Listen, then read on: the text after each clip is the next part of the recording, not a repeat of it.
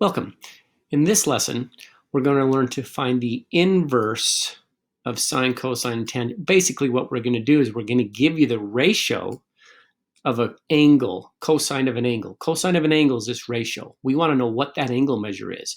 And for this lesson, I believe they're all going to be acute angles because there are multiple angles that actually give you a cosine of the square root of 3 over 2.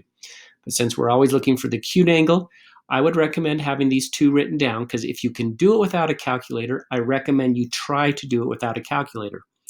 Anytime I see a square root of 3, I always think of the 30-60 right triangle, and I got to think of which one, the 30 or the 60 angle, will put the square root of 3 on top. Well, 60, well, by the way, cosine is what?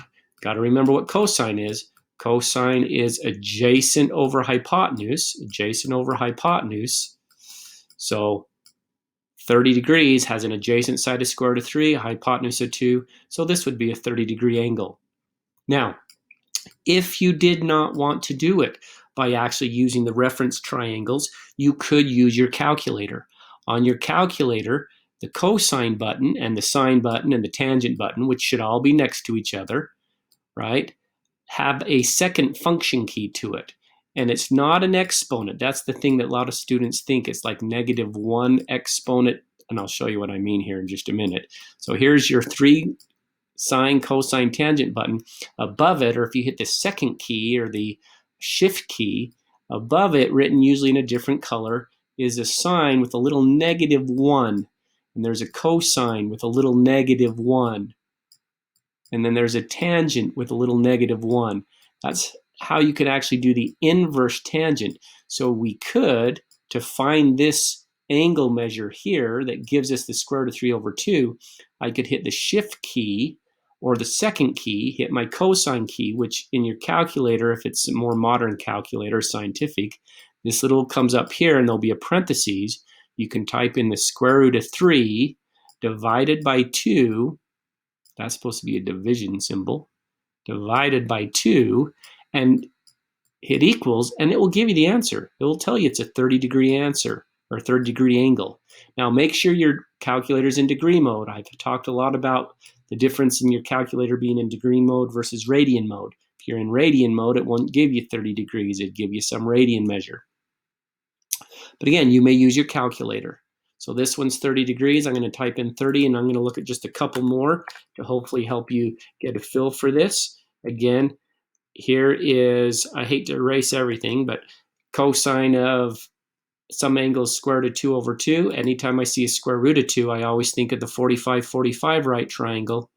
45-45 right triangle, 1, 1, square root of 2.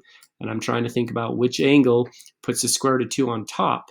Well, it's not, or the cosine is 1 over the square root of 2, but when we rationalize it, we get the square root of 2 over 2. So this is a 45-degree angle. But again, you may use your calculator, do the inverse cosine of square root of 2 over 2, and it'll give you 45 degrees. Eventually, you're going to get high enough up, though, that you are going to be asked, I believe, for radian measure. Make sure your calculator's in radian mode. But again, we can still do the exact same thing. Oh, look at that, a square root of 2. Anytime I see a square root of 2, I think of the 45. 1, 1, square root of 2. And again, we want the sine. Sine is opposite over adjacent, but when we rationalize, it is going to be a 45-degree angle. Ooh, I would have got that wrong if I'd typed in 45 degrees because it's radian measure. What's 45 degrees in radian? If you need to do a conversion, do that, but it's pi fourths. And so it says, write your answer in simplified, rationalized form. Do not round. So in other words, I'll bet anything when I click in here, it's going to allow me to do a fraction and a pi symbol. Oh, look at that, fraction and a pi symbol. So I put the pi and I put 4 underneath because it wants the exact answer, pi fourths.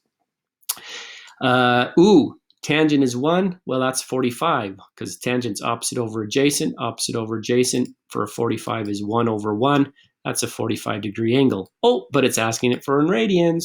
So I'm going to do a fraction with pi fourths. And a lot of times you'll actually know that it's in radians because it will come up with this option of doing a pi and a fraction and square roots, which you really don't get that if it's in degree mode. If you have any questions on how to do this, please do contact me and I will help you.